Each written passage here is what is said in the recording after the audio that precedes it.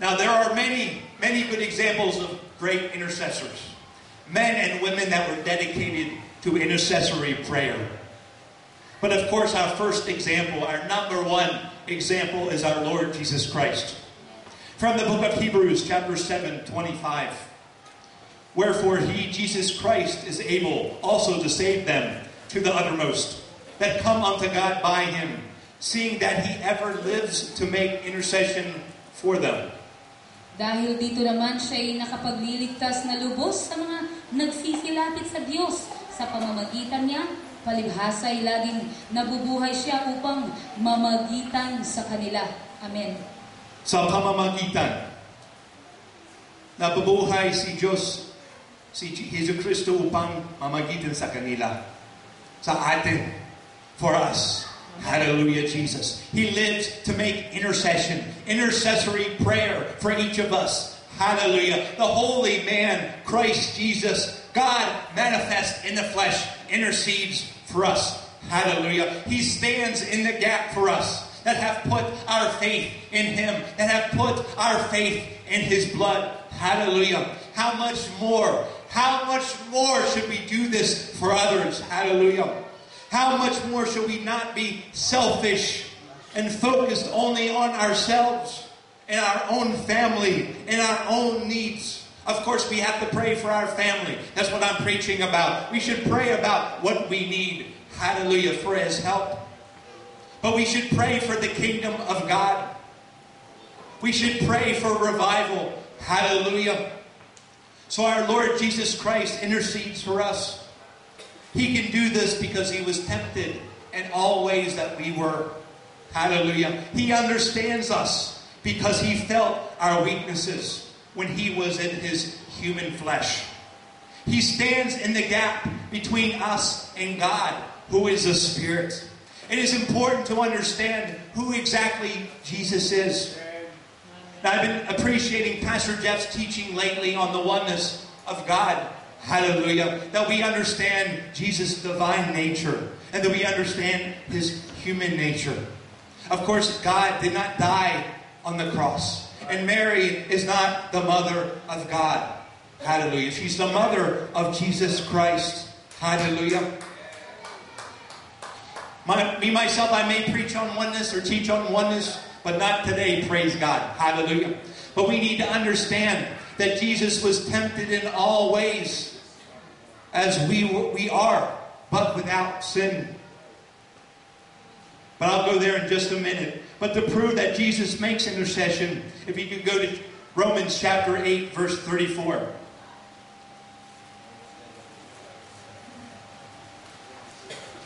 Who is he that condemns? It is Christ that died, yea, rather, that is risen again, who is even at the right hand of God, who also makes intercession for us. Sino ang hahatol? Sino? Si Kristo Jesus na namatay? Oo, yung nabuhay na mag-uli sa mga patay na siyang nasa kanan ng Diyos, na siya namang namamagitan dahil sa atin. Amen.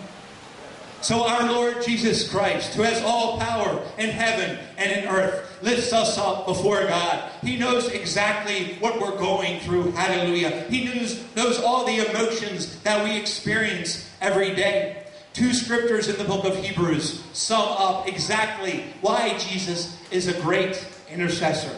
Why he's the number one intercessor. We go to Hebrews 2:18. For in that he himself, Jesus Christ, has suffered being tempted, he is able also to succor them that are tempted. Palibhasa'y nagbata siya sa pagkatukso, siya'y makakasaklo sa mga tinutukso. Amen. And from Hebrews chapter 4, verse 14 and 15. Yaman lang tayo'y mayroong isang lubhang dakilang saserdote na pumasok sa kalangitan. Si Jesus na anak ng Diyos ay ingatan nating matibay ang ating pagkakilala, sapagkat tayo walang isang dakilang saserdote na hindi maaaring mahabag sa ating kahinaan, kundi isa na tinukso sa lahat ng mga paraan, gaya rin naman natin, gayon may walang kasalanan. Amen. This is why he's the number one intercessor. Hallelujah. He felt all things that we did in the flesh. We remember him in the Garden of Gethsemane, that he was crying and the tears of drops of blood that were coming down. You can imagine his feelings, his emotions at that time. He experienced what we experienced, hallelujah. But yet because he was God in the flesh, he did not sin. Hallelujah, praise God. Let's remember that Jesus is our great high priest, the great intercessor, that we should every day in prayer follow his example and intercede and stand in the gap for others. Hallelujah. That we pray for our brothers and our sisters here. We pray for the kingdom of God. Hallelujah. That we pray for revival. That we pray for souls. I don't want to see souls going to hell. Hallelujah. We want to see them saved. We need to get on our knees every day and say, save my family, Lord. Hallelujah. We need to get a real burden for this every day in our prayer closet, that we go up before that throne of grace. Hallelujah. So here's another example of a great intercessor, Moses. Moses was a great intercessor. If Moses did not intercede for the Israelites, they would have been destroyed many times over.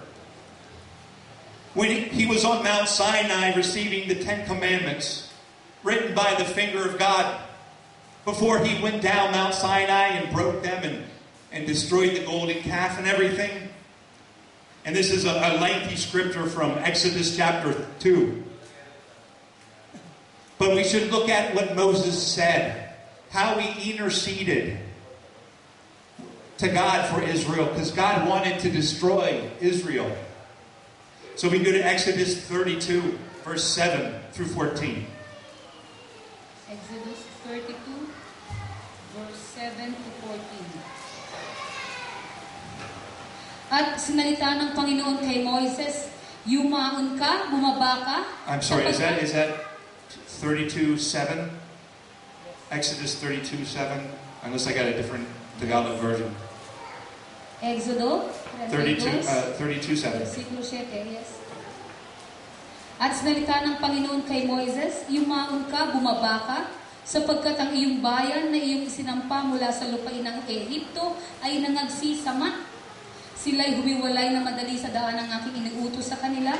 Sila'y gumawa ng isang guyang binubo at kanilang sinamba, at kanilang hinainan, at kanilang sinabi, ang mga ito ay iyong maging mga Diyos, o Israel, na nagsampa sa iyo mula sa lupain ng Ehipto.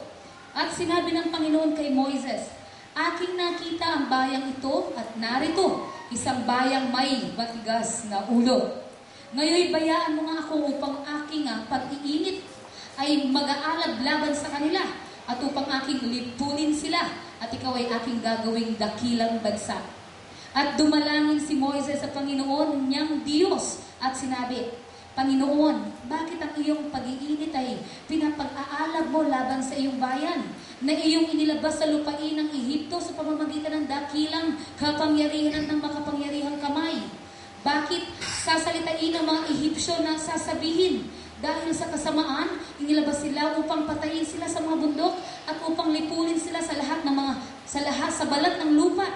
Iurong mo ang iyong mabangis na pag-iinit at pagsisihan mo ang mga kasamaan ito laban sa iyong bayan. Alalahanin mo si Abraham, si Isaac at si Israel na iyong mga lingkod, na silang iyong mga sinumpaan sa iyong sarili at mga pinagsabihan, aking pararamihin ang iyong binhi na gaya ng mga bituin sa langit, at lahat ng lupa ito na aking sinalita ay aking ibibigay sa inyong binhi at kanilang mamanahin magpakailanman. Amen. At pinagsisihan ng Panginoon ang kasamaan ng kanyang sinabing kanyang gagawin sa kanyang bayan. Praise God. Hallelujah. So what did Moses do? The Lord wanted to destroy Israel because they worshipped the golden calf. But Moses besought the Lord. He made intercession, mamagitan, for the Israelites. Hallelujah. Moses reminded God that they were his people and what he did for them. That he brought them out of Egypt with a high hand, the Bible says. Moses said to the Lord, what would the Egyptians say and his enemies say if he destroyed them in the wilderness? Hallelujah. Moses reminded God of the covenant he had with Abraham, Isaac, and Jacob. The promises he made to them. And the Lord backed down. The Lord relented of destroying them. He changed his mind because of Moses' intercession. Because Moses stood in the gap between God and Israel. Because God was ready to destroy them. Hallelujah. But because of Moses, because of one man, God did not destroy 2 million people. Hallelujah. And it happened over and over that Moses made intercession for them. Do we want the same thing to happen to our family members if we do not intercede for them? This is a serious ministry of intercession. That we get on our knees. That we want to see souls saved.